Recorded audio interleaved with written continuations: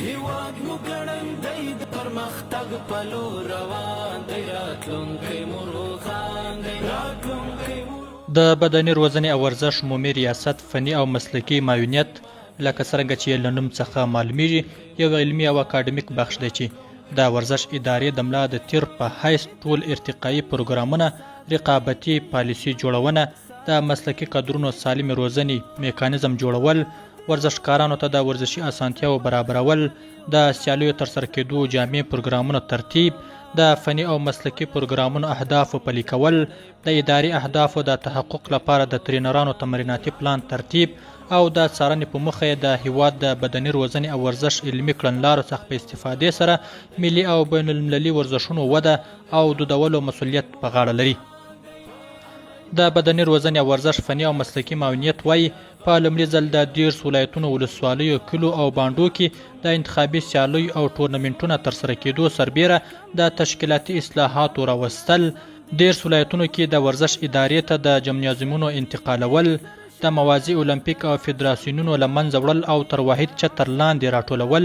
د تشکیل طرحې مقرره، د فدراسیونونو د جواز مقرره او د ادارې لپاره 15 کلن ستراتیژیک پلان طرحې جوړول هغه کړنې چې په تیرو 20 کلونو کې نه دي ترسره شوي.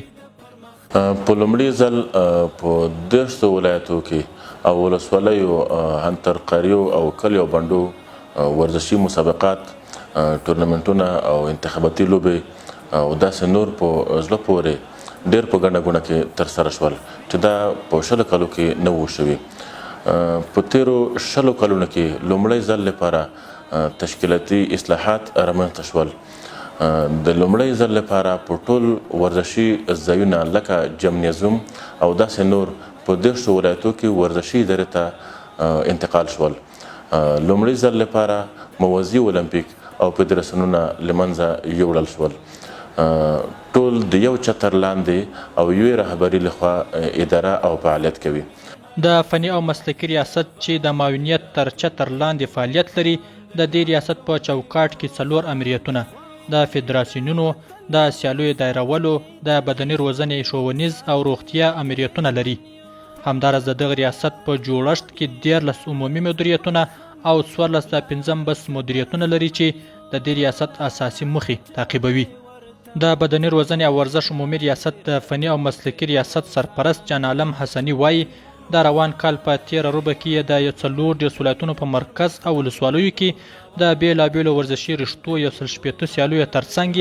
د ورزش 19 استازو ته د ظرفیت او کمربند لوړونې سیمینارونه دایل کړي او دا لړۍ دوام لري. ما در روبه گذشت با تعداد 160 مسابقات در مرکز و ولایت افغانستان تدویر کردیم. جناب رئیس فیصله کرد که باید در تمام قرا و قصبات حال شکر و امنیت است مسابقات دایر شود. خوشبختانه ما در 34 ولایت افغانستان در دورترین نقاط افغانستان مسابقات مختلف را، رشته‌های مختلف را مسابقاتش را اندازی کردیم و مردم بسیار خوش بود و یگانه چیزی که در لب‌های مردم ما لبخند میاره ورزش است. د فدراسیونونو امریت له دې ځای څخه د مرکز او ولایتونو ټول فدراسیونونه کنټرولیږي.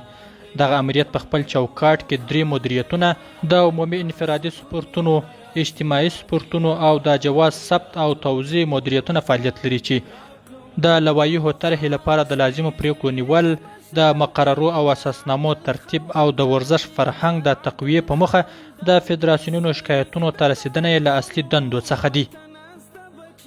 وظیفه اصلی این بخش مدیریت کنترل از تمام فعالیت‌های فدراسیون‌های ورزشی در مرکز و ولایت میباشد.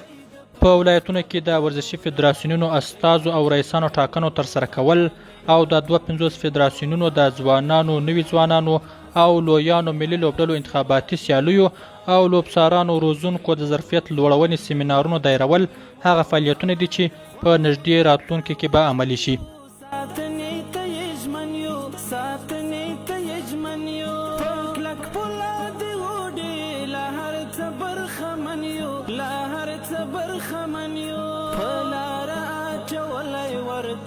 ځانګړی پلان دی راتلونکی مو روښان دی راتلونکی مو روښان دی هیواد مو ګړندی د پرمختګ په لور روان دی راتلونکی مو روښان دی راتلونکی مو